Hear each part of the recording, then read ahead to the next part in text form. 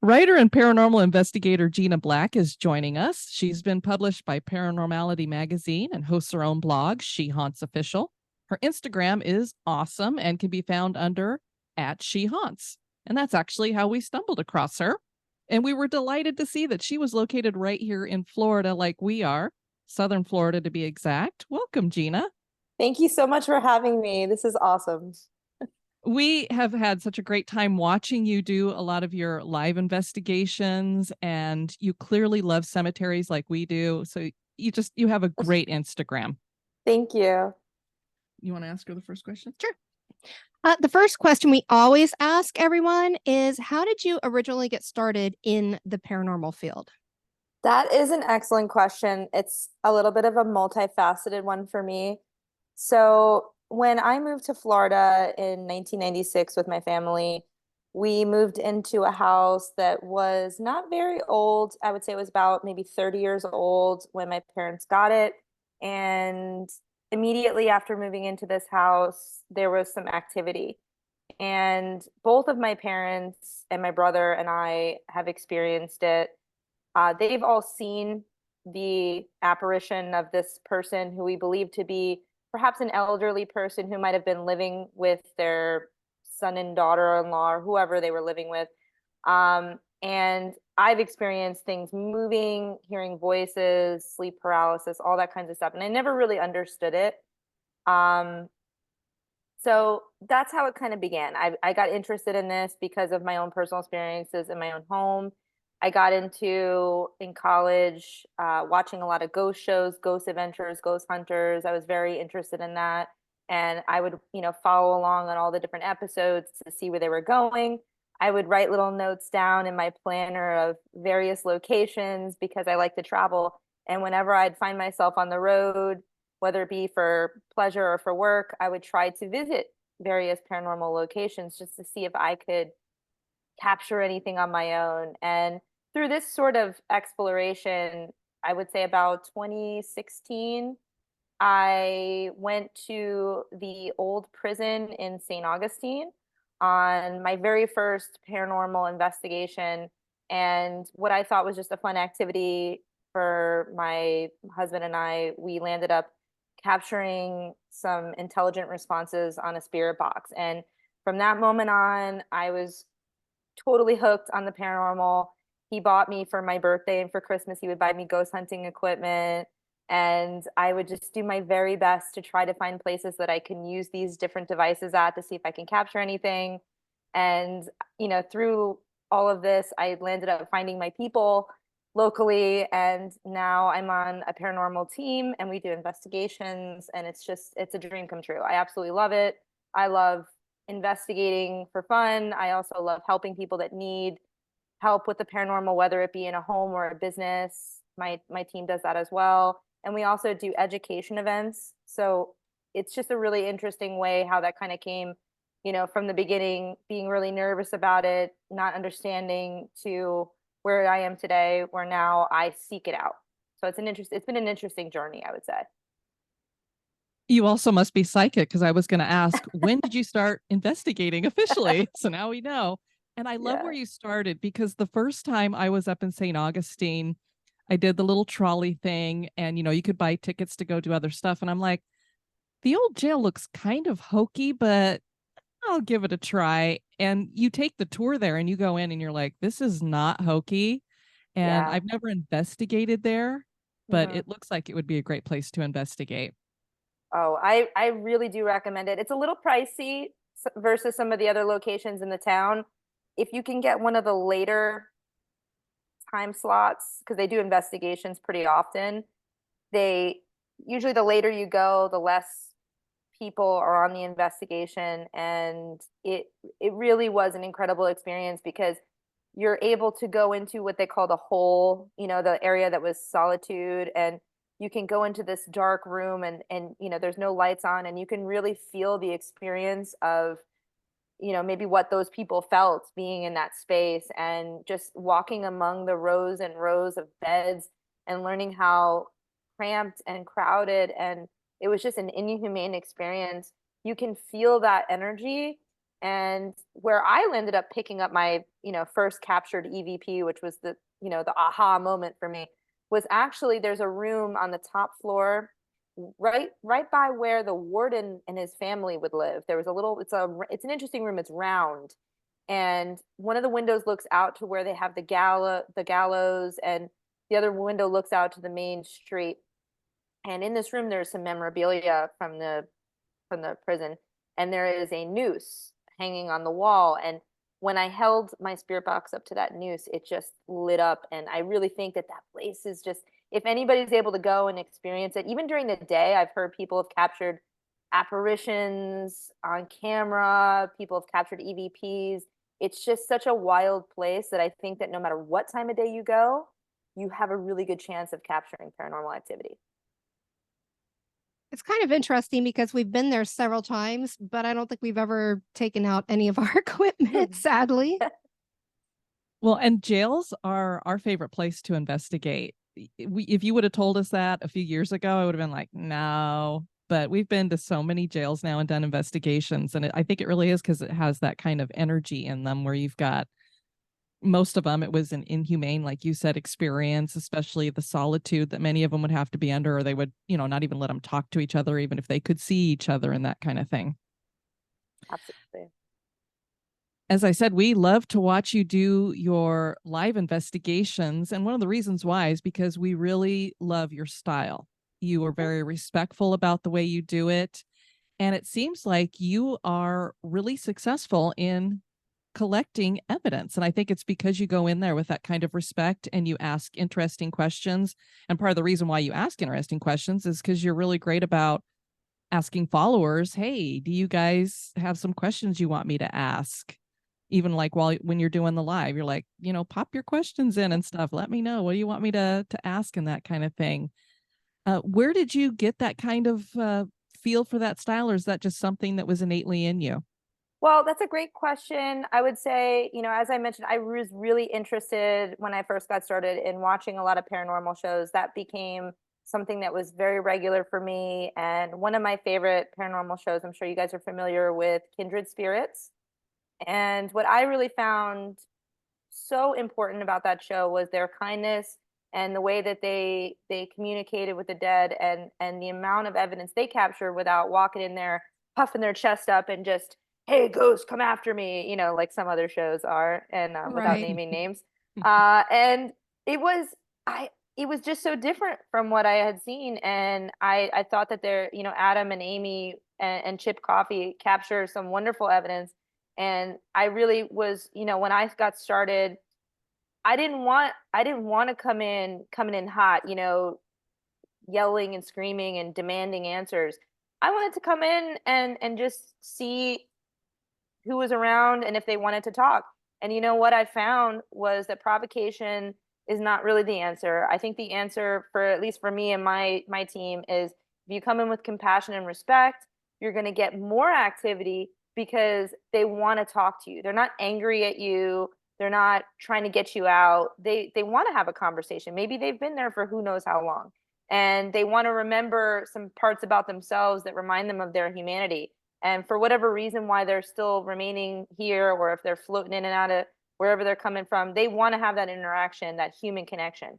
And I think when you ask questions that prompt good memories for them, they really do want to open up to you. And I would say that out of all the locations I've visited, I do have some locations that I frequent pretty often.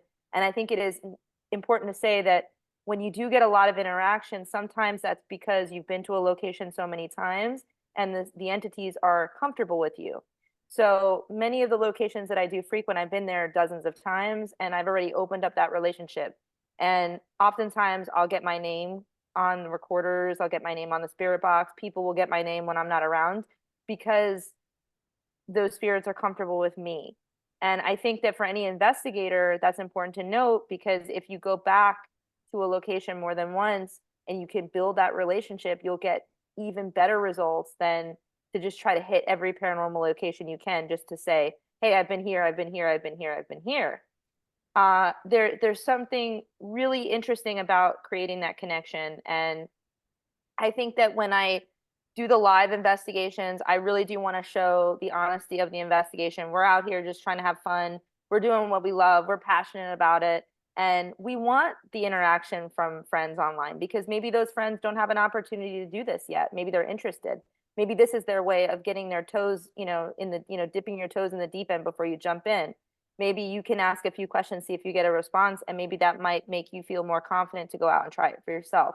So I love having the involvement on the lives for that. And also, I run out of ideas. I'm human. I'm only going to ask so many questions and I'm going to go, well, I don't know what else to say now. And, We've run into that before.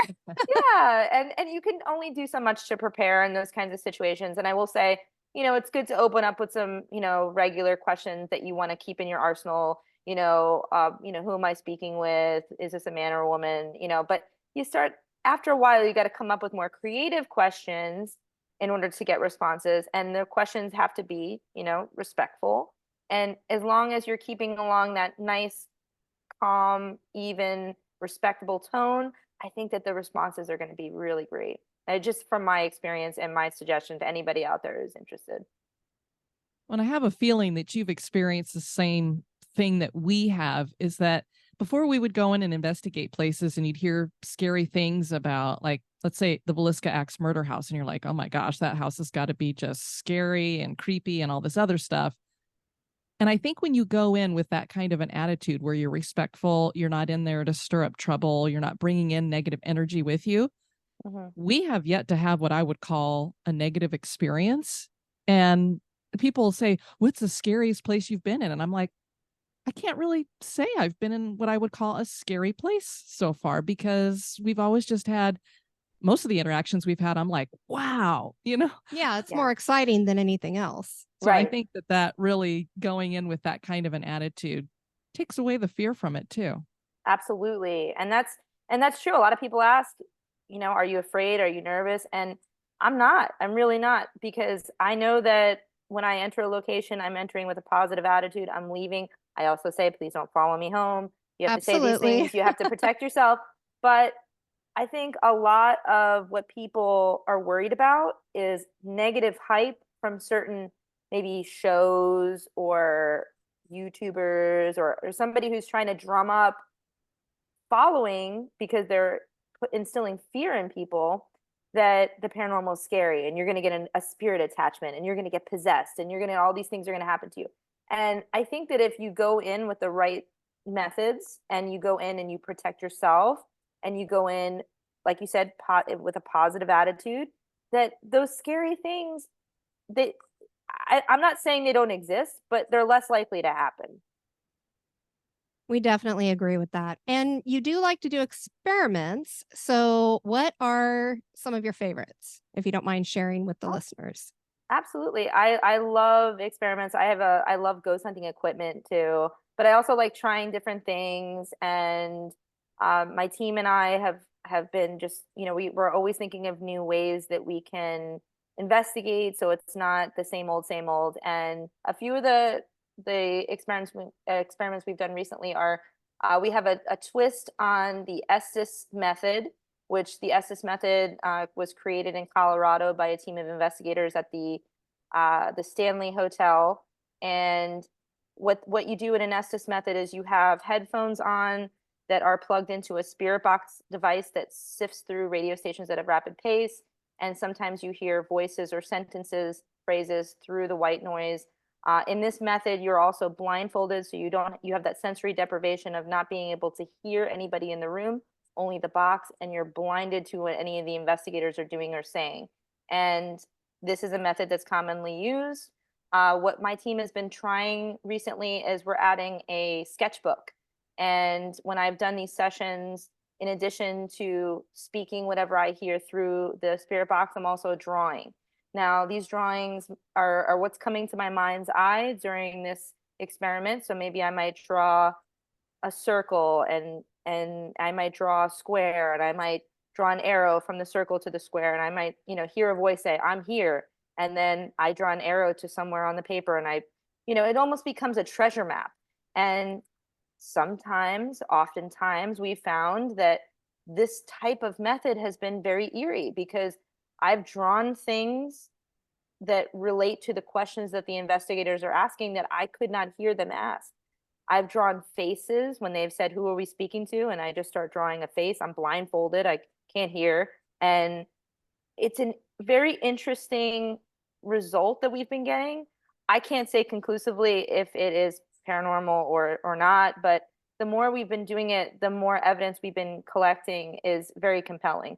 On a recent investigation of the Devil's Tree in Port St. Lucie, Florida, just a quick background on that. It is a kill site for it was the kill site for a serial killer in the 1970s, Gerard John Schaefer. He's a convicted serial killer. And we went to this site a few times. And the last time we went, I was drawing and drawing during the Estes method. And I kept drawing eyes, or it looked like eyes. I thought in my head I was drawing boats, and I didn't know what I was drawing. I was just drawing what was coming to my mind's eye.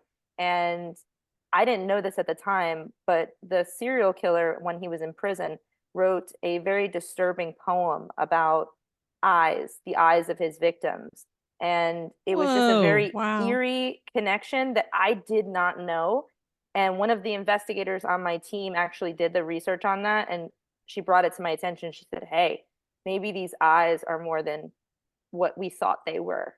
So it's an interesting experiment. I encourage anybody to try it.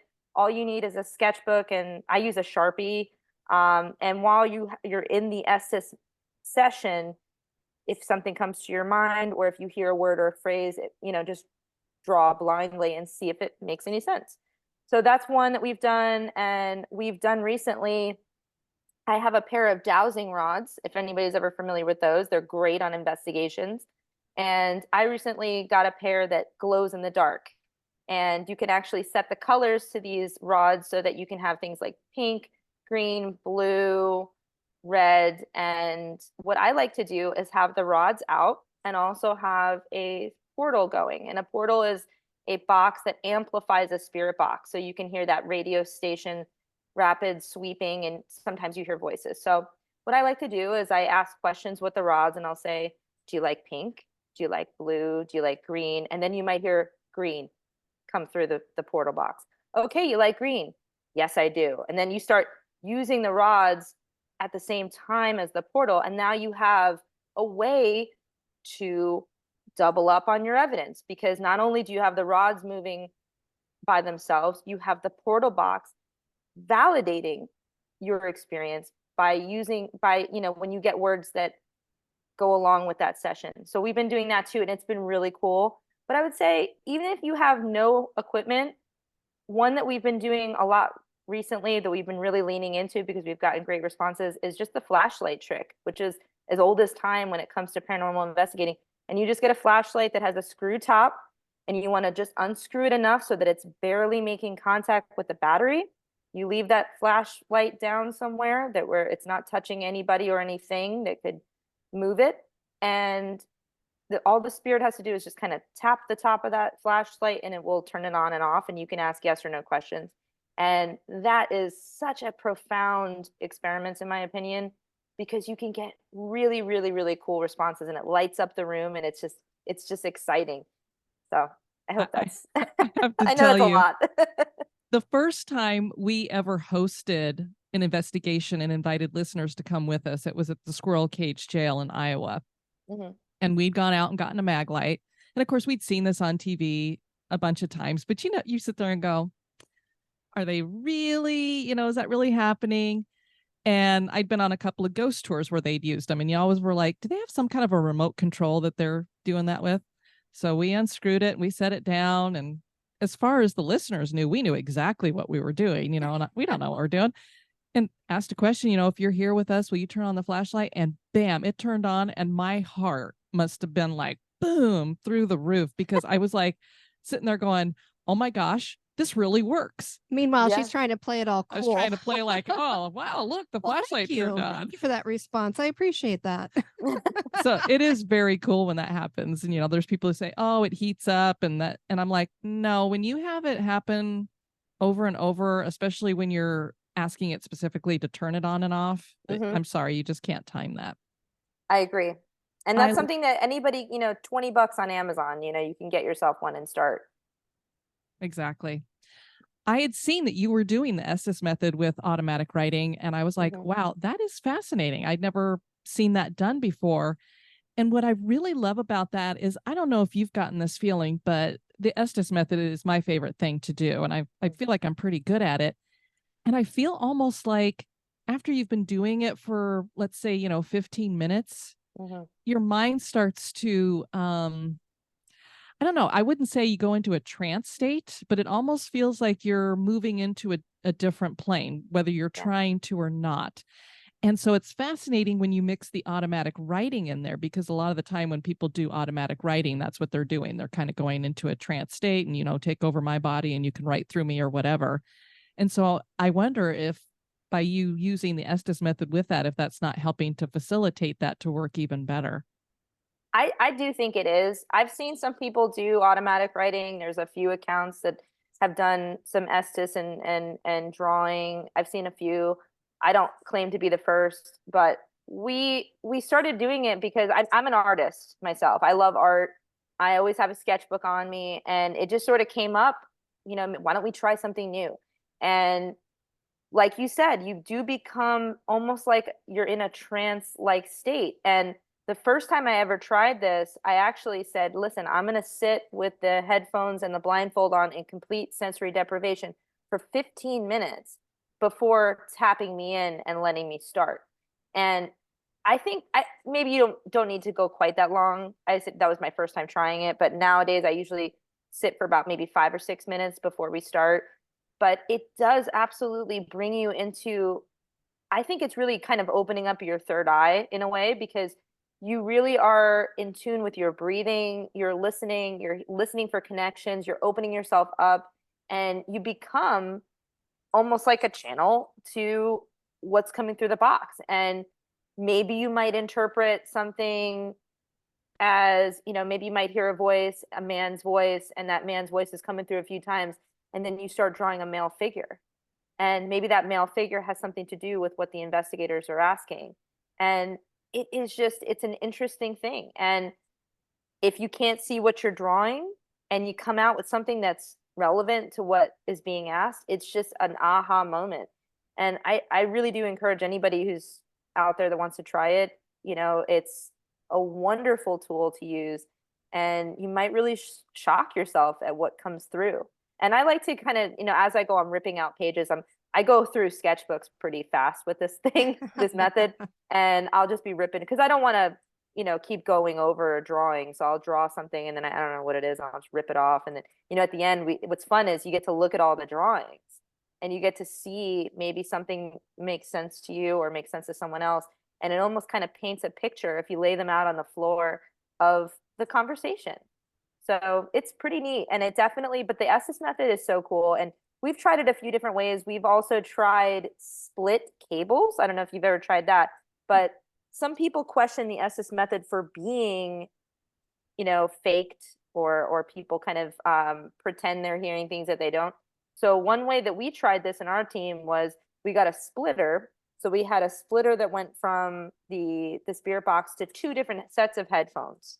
So we had two different investigators listening to the same box, hearing the same things. So that way you can kind of say, all right, this is nobody's BS here. They're hearing what they're hearing. And another thing that's kind of neat is you can do a double Estes method. If you have two spirit boxes, two investigators, either in the same room or in different rooms, and see if there any sort of conversation that correlates with the questions. Because sometimes, I don't know if you've experienced this, but sometimes you hear voices going back and forth to each other, not necessarily to the investigators that are asking the questions. You're hearing Absolutely. spirit talk. Yeah, yeah. And that happens in an Estes, a double Estes. You'll hear one investigator kind of yakking at the other, and it seems like they're going back and forth to each other, yet they can't hear one another. So it's an interesting experiment too. Yeah, there's many times when I'll tell Kelly when we're in the middle of the Estes method, and I'll just be like, I think they're talking to each other. They're not talking to me. And so Yeah. I'm like, I'm not quite picking up what they're doing, but I can tell that they're like back and forth. Mm-hmm. So you use the portal from Paraforce, and we've been tempted to pick up one of those. What one did we get? We have one other. I can't remember what we got. It item. was, yeah, I can't remember, but we went We haven't had back the and forth. opportunity. We haven't had the opportunity to play with it all that much yet. But in regards to that, what do you think about their portal? I really love it. The first time I tried using this, I was always aware of it as being an option, and I wanted to purchase one for myself. A couple of members of my team have hand-built styles where they, use guitar pedals and different things.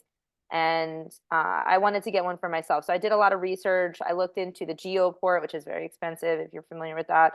There's a bunch of different boxes out there. But the reason why I landed with them was I felt that you can get a lot more control in their style box. It's, you don't have to worry about cables and, guitar pedals, and because basically what that box does is it takes a Spirit box, it takes a noise gate guitar pedal, so it cuts down on that white noise, and it takes a reverb guitar pedal, which it kind of stretches the voices a little bit, makes it a little easier to understand. So you have noise reduction and reverb, and then you can adjust in between with bass, treble. There's a lot of different options for adjusting. I tried it firsthand in St. Augustine last February. I went up for a weekend, and my husband and I did a private investigation with the Paraforce team. They have various locations that they own where we chose to do a house, and they have a private property, which we investigated. It was a really cool investigation, and I was excited that when I arrived, they had one. So I said, okay, great, I can try this firsthand. And that was actually the first time I tried using the dowsing rods with the portal, getting some interesting responses. And it was very enlightening because, you're getting colors that you're using in real time coming through the box. And when I purchased one, I spent a good few hours when it arrived in the mail to really dial in my settings. But I think that is very important with these type of devices, that you have to be able to kind of learn the sweet spot settings right out of the box and then be able to adjust on the fly. And with this particular box, you have to plug in a Spirit box. I use the SB7T, which is the Ghost Stop standard. And you can also use an SB11, you can use an S box, you can use whatever type of Spirit box you have. But I use the SB7, and I tune it to an FM radio sweep at a very slow pace, around 200. And that way, I think it slows it down enough so you can hear it, and you kind of keep your settings dialed in, maybe adjust a little bit, and the results are incredible. You'll get very clear voices, and it's not going to work every time. Just like with anything in the paranormal, sometimes they don't want to talk to you, sometimes they do. But with this particular device, I've gotten some incredible evidence that I believe backs up the other devices that we're using, backs up the other experiences that we're having. And it becomes something that is essential for me, because if you keep that box running and you're doing other things in the room, you're going to get validation. You're going to hear maybe somebody standing in the doorway, you'll hear doorway, or you'll hear, maybe somebody will repeat on the box what you've just said. And that, in my opinion, is one of the best types of evidence you can capture, because it's relevant to what's happening in the space, in the room at the time of the investigation. So I found that it was a great investment. They run some great sales too, that company. So I think it's the Ghost Hunter Equipment Store. They also have a location in St. Augustine, which I've bought many things when I drive up there, because I'm always going to St. Augustine. But they're a great company. I really do highly recommend them. I have a few of their devices. Yeah, same here. And I was going to ask, have you been to a house 1930s in St. Augustine? Mm-hmm. So we ended up doing the same one because we wanted to do a private investigation where it was just us. And I had a nephew who was just getting his toes wet. Mm-hmm. And I was like, oh, this will be great. And I'm like, hopefully there'll be some activity. We didn't know anything about it. We'd never heard of it before. Mm-hmm. And oh my gosh, we had such a great time, great activity. We had gone to Greenwood Cemetery several years ago. And the lady who led us through there and was talking about the history and the investigation there, she had said, hey, let's all sing a nursery rhyme and see if we can get some activity. And we brought our mag light with us. And so we set it up and we were singing Twinkle, Twinkle, Little Star. And bam, the light came on because we were in the nursery section of the cemetery.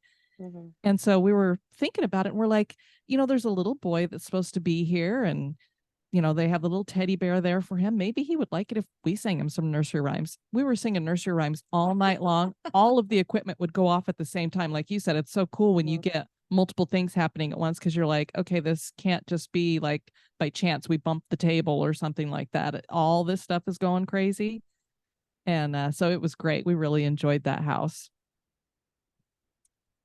You have been to some great places. One of them is the Lizzie Borden house. What was that like? Well, for me, that was a true bucket list location. Even as a young kid, I remember hearing that story and just being fascinated by it. And my mother has been a true crime junkie, you know, since I was born. And it's always on in the background. She's always into court cases. And it was just something that I was always interested in. So when I got the opportunity to visit, I was super excited. Unfortunately, while I was there was no rooms for rent available because it is a Airbnb kind of thing, like a bed and breakfast. But I did the investigation, and it was just a really cool experience. We went in, there was activity almost immediately on the REM pod, which detects changes in EMF and also temperature. So that was going off in the parlor. We had some activity with dowsing rods. There was some activity with the K2 EMF readers. And when we were down in the basement area, which is where they think that there's, you know, a negative energy, there was definitely some eeriness. It felt very eerie. And my husband actually captured an interesting photo on his phone in the basement area. Very interesting, misty fog kind of situation that looks almost like a face. And it was, you know, truly a really interesting experience. I didn't have as much activity as I have had at other locations, but you know, it's one of those things. I do believe that if you visit a location several times, you might have better luck because you're not always going to have the lottery winning of having everything align on any particular given night. But it was interesting. There was some activity that seemed to be intelligent. You know, we would ask questions and the REM pod would go off. So it was a really cool experience. What I really loved about that experience, though, was speaking to the docent. She was just a really cool lady to talk to. And I went in there thinking Lizzie did it. I said, Lizzie did it. She did it. She did it. She did it. And this docent actually really challenged that for me. And she said, hey, you know, what about this? What about this? What about that? And she brought up a lot of compelling argument against Lizzie being guilty. And she moved me from a hard stance on her being guilty to neutral. So now I'm not so sure. But it was just a really cool experience for me, and I would love to stay there if I had another chance to go back. The rooms look really cool, so I think that would be even better to be able to stay overnight. But it is just such a wonderful place. We did an episode on that, and by the end of that, I was in the same place you were. I was like, I don't know that Lizzie actually did it. I even fell on maybe her sister had done it and stuff. So it's an interesting story there. You've been to the Stanley Hotel? Yes, that was a bucket list for me. And another place that I didn't get a ton of evidence, but there was some evidence. So the Stanley Hotel has gone through ups and downs with paranormal. There have been years where they've had lots of, you know, they do a paranormal tour, where like a ghost tour where they walk you around. And there used to be in the past more ghost hunting involved in that. But when I went, it was just, you know, we'll walk you around the hotel. I happened to have some equipment with me. I had a Mel meter. I think I had my recorder. I had something else with me. And the tour guide let me use them. So I was just, you know, kind of poking around on the tour using my devices. And I did get several spikes in the employee areas of the hotel. They take you through the back of the house. They take you through the theater. They take you through all these different places. And then they ended in the basement, which is the famous foundation of the hotel that everybody talks about. But when we were walking through the employee lounge and some areas around there where they have frequent activity, I was getting unexplained EMF readings that were just all over the place. The EMF reader really should never, I mean, even with your cell phone being on airplane mode, everybody else's cell phone being on airplane mode, you might still get a few small spikes. But I mean, this thing was reading wild, you know, up and down fluctuations, not only in EMF, but also in temperature, which was really odd. And a lot of other people in the room felt a presence when it was going off. So I'm not sure what that means, whether that means it could be a spirit, it could very well not be a spirit, but it was interesting. And then so I stayed at the hotel at that time. Thankfully, I was able to get a room at that hotel. And I set up my REM pod while I slept. I spent the night exploring the hotel. They let you just wander the grounds if you're staying there. And I had a great time doing that all night. But I went to sleep around maybe 2 a.m. and I set my REM pod up and it started going off around sunrise. For no reason, it just started going off. I jumped out of bed, tried to capture it. I only captured a couple seconds of it and then it stopped and that was it. And that was the extent of my evidence captured at the Stanley Hotel. But you know what? It is one of those places that so many different people have had experiences. You can't really discount it as being not haunted. And it's one of those places, I imagine if you go more and more, you'll capture more activity. But I will say just going for that tour and being able to walk into the underbelly of the hotel, there is a famous foundation which talked about on many different shows, paranormal and otherwise, whereas that hotel is actually built into a rock. And the rock is a combination of quartz, limestone, and granite.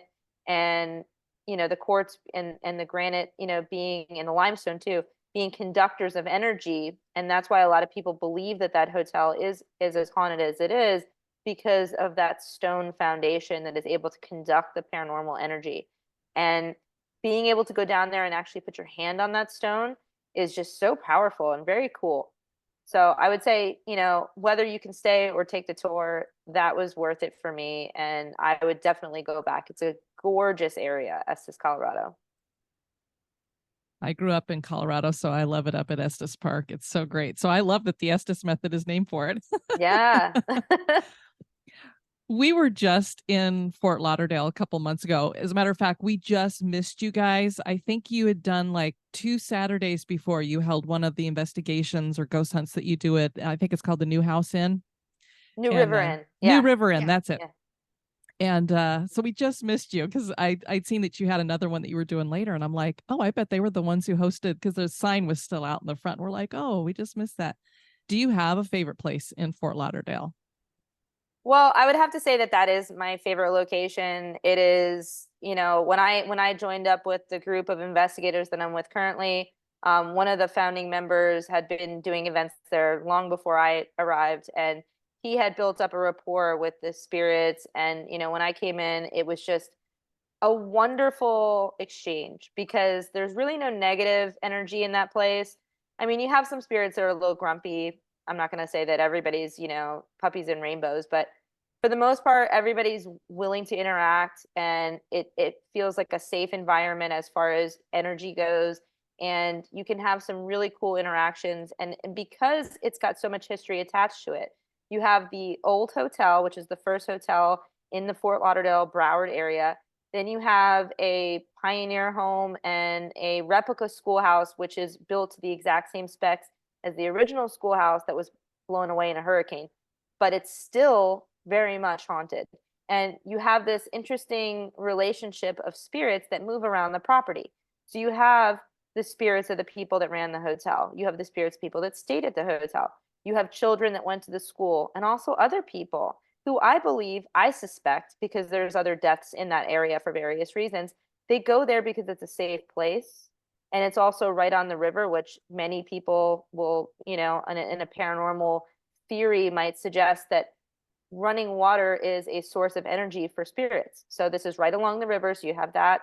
But the schoolhouse, we get a lot of activity in, and the Pioneer Home. The Pioneer Home is definitely a family of spirits that lived previously in that home that you're going to get repeatedly. And it is just such an interesting place to, use a recorder. We get incredible EVP there to use. We get a lot on the spirit box in that location. And you'll get the same names in all of those 3 buildings, because I think the spirits kind of move around the property for whatever reason. And I have gotten more evidence at that location than anywhere else that I've investigated. But I do think that has to do with kind of going back so many times. We're there at least once a month, and I would say every other month we have a public investigation like what you mentioned that you saw the sign for. And that is such a cool thing, because we're able to, through the museum, we do the paranormal, it's called the paranormal boot camp. And we have for about the first 30, 40 minutes, it's a little bit of education on how to use the equipment. And when I tell you, we have everything under the sun that you've seen on the shows between, all the members, and we put it out for everybody to play with. You get to try everything you want. And, you can learn if there's a particular device, we'll show you how to use it. And then we go from there, throughout the property, and we bring the equipment. So if there's something you really wanted to try, you can try whatever you want. And it is such a cool event, but I would say that's definitely my favorite location. And it's called History Fort Lauderdale, and it's a living museum with the New River Inn replica school and the King Cromartie House. The King Cromartie House was actually featured recently on an episode of Fright Club, which is a show with the Ghost Brothers and Jack Osborne, where they react to videos that are sent in from viewers that range from, paranormal hauntings to, UFOs and Bigfoot. It's all, everything in between. But there was a viewer that sent in a video from a day tour where they caught a shadow figure walking around in what they call the doll room, which is a room that is now on the second floor of the house that a little girl occupied. And it's got doll houses and, toys and all kinds of stuff in there. And that room is very active. So it was kind of cool to see it on one of the big shows, and it's our home base. So That Very is very cool because, it's not some big grand house or, Yeah. Anything that you hear a whole lot about. It's very cool how they moved it there too. Yes. I can't imagine how you Yes. just put a house on a barge and send it down the river. There's some really Wild. interesting artwork in there too that I enjoyed checking out. Yeah. But we should have investigated. Should have just plopped ourselves down. It was Well, great they- though. The guy they who let did the you do tour it. was great.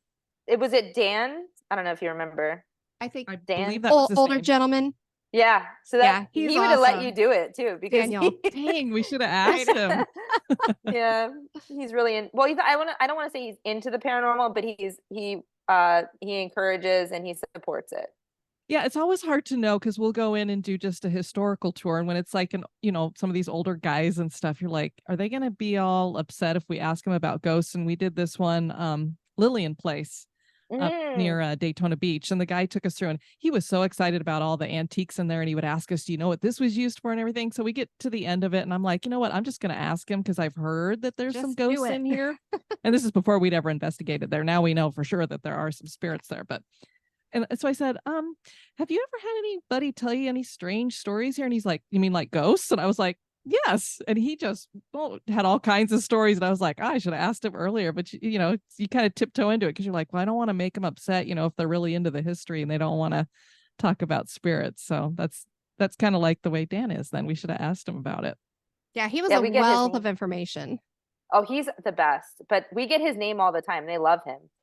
They're always asking for him. Well, that's great then. Yeah, Yeah. love I that. have to go to the Lillian Place. That's on my list. I still haven't made it there. Oh, it's Do it. it's got some great activity. Especially we went upstairs. We have this horrible thing happen to us. We go into these places where all these rooms that you can It's go not into horrible. and you're there with, this group of people and we always end up in one place and we're getting so much activity in that one room we never leave and we're like, well, I wonder if there was anything else going on around here because we were just stuck upstairs the whole time because we were getting such great interactions. This is a tough question for you. Rather than asking you like the scariest thing that's happened to you, because I don't know that maybe is even anything, because it seems like you're a lot like we are. How about the most profound thing that's ever happened to you while you've been investigating? Or maybe it wasn't just investigating. Well, it's a toss up. I have an experience that happened when I was living in my family's house, which is unexplainable. And then I had an experience on an investigation. But I would say that the experience when I was growing up it's just something I'm a logical person. I try to come up with anything I can to debunk something. And this was a shared experience with myself and my father. And we both to this day don't really have answers. But the way that it happened was I was a senior in high school. I remember this very clearly. I was getting, ready for bed. I had as a lot of, kids before you get ready for the day, you set out your clothes and things you're going to wear the next day. You set it out. And because of course I like to sleep in to the very last minute. So I had all my clothes out. I had my shoes out that I would wear. and I was washing up in the restroom. I was getting ready to go to bed. My brother was sleeping, my mother was sleeping, my father was in the kitchen. Now the kitchen was kind of like around this corner, so there was a long hallway. And I was in the restroom washing up. I was mid-wash, washing my face, and I hear boom, boom, like really loud booming sounds. So I'm still covered in soap, running out of the bathroom. My father comes running around the hallway, and he meets me in this hallway, which is right by my bedroom door. Now, I see a shoe that had been sitting in my doorway that I had set out for the morning. The next morning I was going to wear it to school. It was a pair of sneakers. So one of the sneakers, and these were a pretty new pair of sneakers. One of the sneakers was in the hallway now. The lace was shredded and the shoe was on the floor. So my father, being Mr. Clean, Mr. OCD, oh my gosh, everything needs to be neat and perfect in the house. I know he's not doing anything with the shoe. He would never throw the shoe because, he would probably flip out if he saw anybody throw a shoe in the house. So he turns on the light and we're trying to figure out what's happening. He goes, do you think maybe the cat somehow got the shoelace caught in his teeth or in his, in his nails? Somehow maybe he flung the shoe. And I'm going, I don't know, because the cat was pretty small at that point. It was not exactly a kitten, but, he was a small cat. And I'm going, I don't know, the lace is really shredded. And we start looking at the wall because he had turned the light on. This was like an even, this happened at night. And we see now, if I'm 5'9", if I stand up and put my hand as high as I can above my head, and I had that shoe in my hand, there were 2 shoe prints on the wall. 2 perfect shoe Wow. prints of like what's on the bottom of the shoe. Like you could see the tread of the shoe. 1, 2 above my head. So I would say probably 6 feet, maybe. I mean, I didn't measure it, but we're talking at least 6 feet, perfectly clear footprints. Now, if it was the cat, which there was a cat in the house, the cat is not going to be able to get clear footprints, 2 of them, clear that high. Maybe you would see it close to the ground, if he was if Sure. it got stuck in his teeth or his paws, but it was above on the wall, 2 very clear. So that says to me, somebody had that shoe in their hand. Somebody pressed it as hard as they could against the wall twice. Boom, boom, which would account for the sound. I know I would never do that in my house because, like I said, my father was, you wouldn't disrespect his house like that. And everybody else in the house was asleep. So we could never figure out that. And it was a little alarming. And, some things happened in that house that we couldn't explain. I still don't have answers to that to this day. And then the other quick story is, I would say about a year ago, we got locked into a location. Still can't wrap my mind around that one. The same one you visited, the King Cromartie house. We were visiting, at this time, it wasn't a public night. It was a team night. So there was just team members. And one of the girls is a white witch. She, practices white magic. And I think one of the spirits in the house did not like that. Maybe they were religious or they just, who knows. And she kept feeling throughout we arrived and she wasn't feeling well. As soon as we got to the property, Dan let us in. We walk up to the door, Dan, the caretaker, it's a deadbolt lock. So he opened the lock with his key. It's only a deadbolt. And as he's walking away, waving to us, he's going to unlock the other building for the other folks that are with us. He said, all right, guys, I'm leaving. We can't lock the door. So take the latch key. It's like a little bar that goes over that you can latch it in. So that way, while we're inside, we can keep the door locked because there are some homeless folks in the area. Yeah. He was worried about people trying to get in and, maybe try to come in and scare us or try to take something. So we did use the latch key. So while we're in this house investigating for about half an hour, 45 minutes, this girl, this witch, she's not feeling well. She's not feeling well. She says she wants to leave. So I said, all right, we're getting ready to get out of this house anyway. So I said, why don't you wait for us on the porch, where we can see you because we want to make sure that everybody's safe. So she gets up to leave and she can't open the door. Then I said, guys, it's not locked. Just open the latch key. It's not locked. And then another girl went up and tried to open the door, couldn't open the door. Now I'm getting annoyed at this point because I know that it's not locked. I'm going, guys, it's probably stuck. Who knows? In Florida, we have a lot of the humidity. Maybe the humidity is preventing you from opening the door. I don't know, but it's not locked. So I get up and I'm looking at the door jamb and I can see the deadbolt is locked. And what's Wow. wild about that is, like I said, we watched the caretaker walk away and tell us, I'm not locking the door. He's the only one who waved the keys, that he had the keys in his hand, and he had walked away to another location on property. Nobody locked that door. Somehow the deadbolt got locked. So we had to call for them to come back and let us out. And unfortunately, there was no camera facing that angle on the outside. We did ask, but he was the only person on property that had keys, and he was in another area of the property. So we know that he didn't do it. And he was with people the entire time. So they were able to say, hey, Dan was with me. He didn't come back and lock that door. So who locked the door?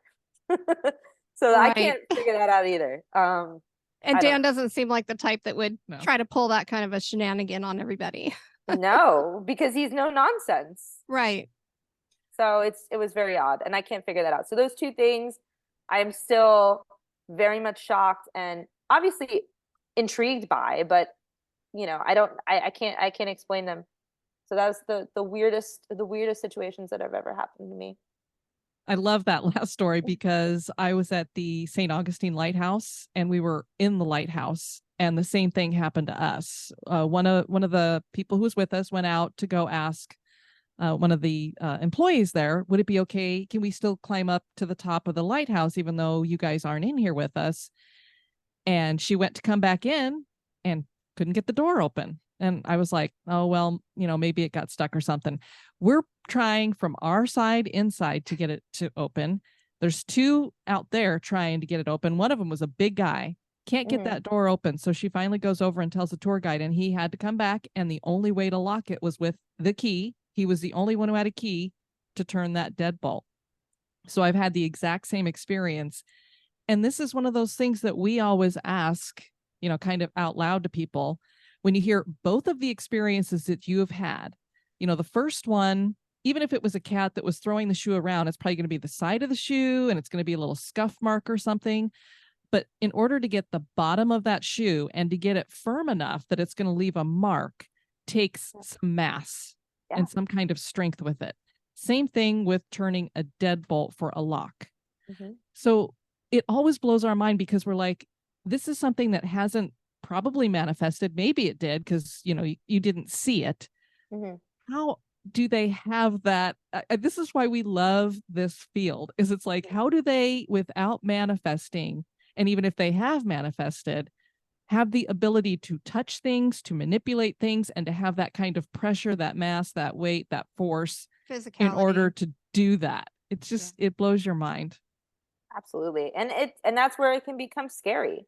And, I personally wouldn't try to put myself in a location that I knew was violent or negative, but, this happens to people all the time. Maybe you're living in a house or you're working somewhere and there's an entity that doesn't like having you there. And it can be a very off-putting and scary situation for so many people. And I like to try to look at it from as many angles as I can. But I think that in a lot of cases, when a spirit manifests this way, they're frustrated. They want your attention. They want you to know that they're there. They want you to acknowledge them. And maybe that's all it really takes for them to knock it off, is for you to say, hey, I'm sharing my space with you. I respect you. You respect me. And a lot of times, just that acknowledgement is enough to kind of stop that sort of behavior. Not every time, but I even think, people getting pushed or not every scratch case, but if you get lightly scratched, or it could just be someone trying to get your attention. It might not necessarily be negative. Of course, there are negative scratches and negative pushes, but I think a lot of it is misunderstood because maybe somebody is trying so hard to let you know that they're there for whatever reason, and they can't. And a lot, everybody is at a different level where they can perceive things with that. And some people are a little bit more open to it. Some people are a little bit more naturally sensitive to it, and other people are not. So it's an interesting thing, but it can be very scary. But I find that to be exciting personally. I get this just weird rush of adrenaline, and I want to ask more questions and know more, and everybody else is running away, and I'm I'm just there to experience it. But I think in those kinds of situations, I tend to freeze because I'm just so interested. I've had a few situations where some people have just taken off and I just stand there like the fight or flight, or fight, flight, or freeze. And I freeze and I'm just, this is so cool. Yeah. Same.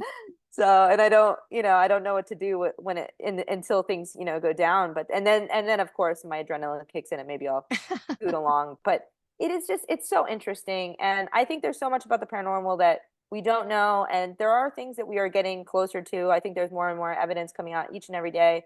And now that everybody has a camera in their pocket and we have more chances of capturing these things, we're becoming more and more aware of evidence, especially with ring cams, home security cameras, and business security cameras. There's just so much of it you can't deny. And when you see something fly across a room or something get pushed or something a door randomly closing for no reason, I mean, you can't deny that something's there. And I mean, I don't know exactly what it is. I know there's so many theories to it. Maybe it's a spirit. Maybe it's a time slip. Maybe we're seeing, Could be, back into yeah. another area of time where somebody was walking through there and we're seeing residual ripples. It could be so many different things, but we can't deny that it's there. And it is so intriguing as to why and how. Most definitely. You keep blowing my mind because the next question I have on the list here is, to you, what is a ghost? And you just basically answered that, because we say the same thing. If it's this time slip kind of thing, I could just imagine that person over there in the Victorian dress is looking at us in our t-shirt and jeans and going, what are they wearing? And we're looking over there going, look at that chick in the dress, Mm-hmm. So it Well, makes you wonder, are they seeing us too? It's We don't very know. well, I think it's a possibility. I really do think it's a possibility that there's a few things on the table for me. Of course, I'm very open to, opinion on this. I love listening to theories, but I think that there are a few styles of what we're seeing, and I don't think they're all the same. I think sometimes with a residual haunting, we're just seeing an echo through time. Maybe it's something that repeats, the energy is trapped in a space, and those type of hauntings can happen even from people that are still living. Somebody's energy can imprint on a location or a place or an object. And even if that person is not deceased, you might still hear a voice or you might still hear the footsteps or whatever the situation is, which is really interesting. And that goes into, I'm not going to get into too much of the details, but the tape theory. Now, Yep, stone tape. stone tape theory. And now with the idea of someone having a tragic event happening and getting stuck, that's also a big possibility. Death happening so quickly and you're not really sure why or what happened. Even younger children, that happens a lot too, because they just don't understand what's going on. Then they get caught in this situation and they're stuck, they're trapped, which is tragic. It's horrible. And then there is, of course, people that I think choose to stay.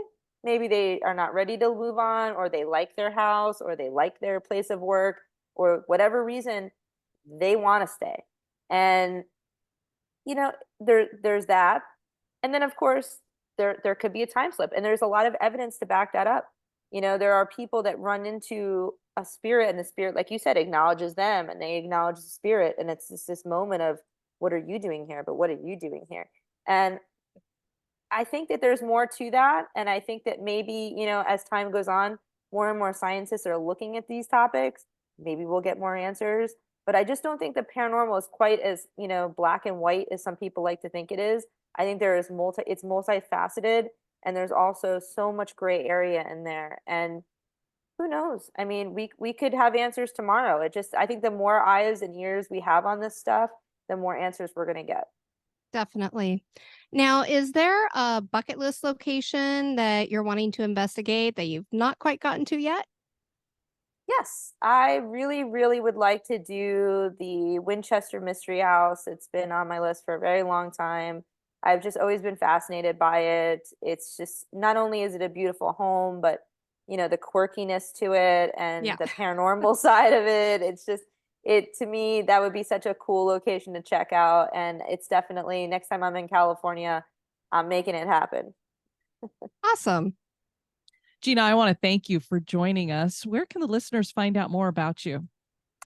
So I'm usually on Instagram. I also have TikTok, but I will have to say I'm not on that as often.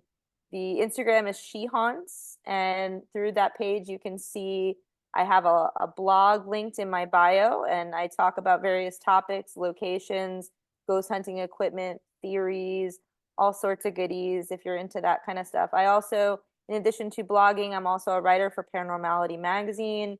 I do a artist feature each month, and I also do articles that talk about various paranormal topics. And you can see the magazine on my link as well.